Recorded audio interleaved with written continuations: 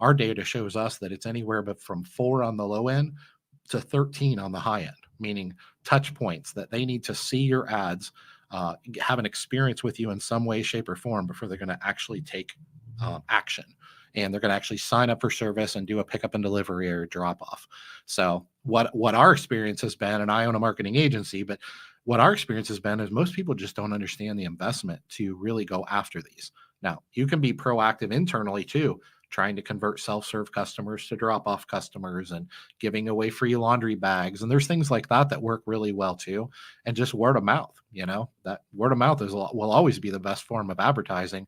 It just typically doesn't grow real quickly that way. You can kind of throw gasoline on a fire when you start doing paid marketing and advertising. But I think the thing I want to stress to people is whatever agency you use, whether you do it yourself, whatever it is, just understand that for drop off laundry and pickup and delivery, when you're doing paid advertising, I mean, you're looking at a 12 to 18-month investment. And then you have to remember that our data shows us that about a third, or I'm sorry, about 3/10, which is roughly a third, I guess, of customers that use us will use us regularly.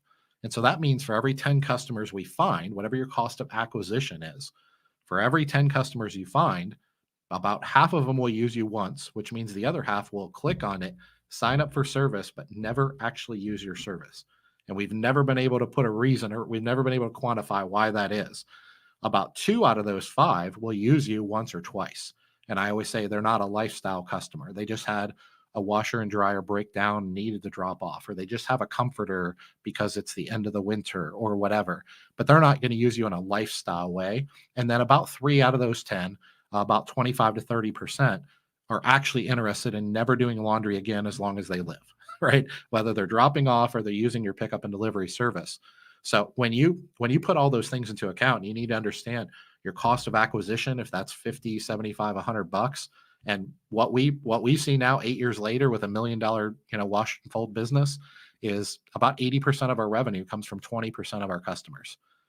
And those are your golden gooses. But you gotta sign up 10 to get to the 3 or the 2, and then you gotta make them happy. Going back to the question we had earlier, you have to execute, right?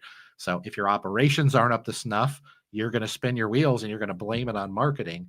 But it's because, well, everything is geared around the lifetime value of the customer. And you got to get those 2 or 3 out of 10